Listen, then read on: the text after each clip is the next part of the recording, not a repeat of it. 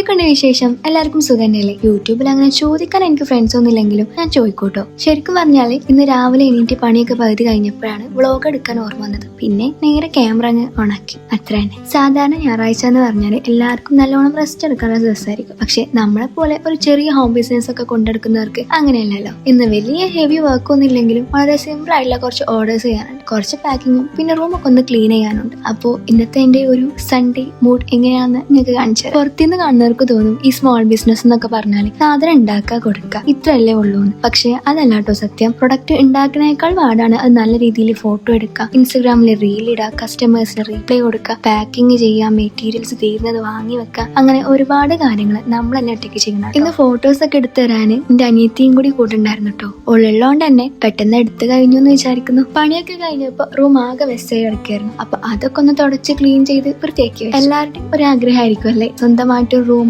അവിടെ ഒരു സമാധാനമായിട്ട് ഇരിക്കാൻ ഒരു ക്രിയേറ്റീവ് കോർണർ. അങ്ങനെയൊക്കെ എനിക്കും അങ്ങനെയൊക്കെ ഒരു ആഗ്രഹം ഉണ്ട്. ഇപ്പൊ എനിക്ക് സ്വന്തമായിട്ട് റൂം കിട്ടിയതല്ലേ ഞാൻ ഒരുപാട് ഗ്രേറ്റ്ഫുൾ ആണ്. ഈ കാണുന്ന ബ്ലൂ ടേബിൾ കണ്ടോ? എനിക്കറിയാം ഇതെന്റെ റൂമിൽ അത്ര മാച്ച് ആവുന്നില്ല, പക്ഷെ ഒരു ഡ്രീം റൂം സെറ്റ് ചെയ്യാന്നൊക്കെ പറഞ്ഞാല് പെട്ടെന്ന് നടക്കുന്ന കാര്യമില്ലല്ലോ. അത് നല്ല സമയവും ക്ഷമയും പൈസയും വേണം. നമ്മള് പതുക്കെ പതുക്കെ ഓരോ സ്റ്റെപ്പ് ബൈ സ്റ്റെപ്പ് ആയിട്ട് മാറ്റിയെടുക്കാം. അടുത്ത തവണ ഈ ടേബിളൊക്കെ മാറ്റി കുറച്ചുകൂടെ കോസി ആയ ഡെക്കറേഷൻസ് ഒക്കെ വെക്കണമെന്ന് ആഗ്രഹമുണ്ട്. നടക്കുമെന്നറിയില്ല. അങ്ങനെ വർക്കൊക്കെ കഴിഞ്ഞു. ഇനി കുറച്ചു നേരം നല്ലോണം റിലാക്സ് ചെയ്യണം. ഉച്ചയ്ക്ക് ഫുഡ് കഴിക്കാനുള്ള ടൈം ആവുന്നുണ്ട്. അതിനു മുമ്പ് നമുക്ക് ഇൻസ്റ്റഗ്രാമിൽ വന്ന എൻക്വയറീസ് ഒക്കെ നോക്കിയിട്ട് റീപ്ലൈ കൊടുക്കണം. ഏതൊക്കെ ഓർഡറുകളാണ് ഇനി പെൻഡിങ് ഉള്ളത് നോക്കി മെറ്റീരിയൽസിന്റെ സ്റ്റോക്ക് ചെക്ക് ചെയ്തു. അത് കഴിഞ്ഞ് അടുത്ത ആഴ്ചയിലേക്ക് ചെയ്യാനുള്ള കാര്യങ്ങളൊന്നും കൂടി പ്ലാൻ ചെയ്തു കേട്ടോ. ഇങ്ങനെ നേരത്തെ പ്ലാൻ ചെയ്താൽ കുറച്ചുകൂടി ഈസി ആവും.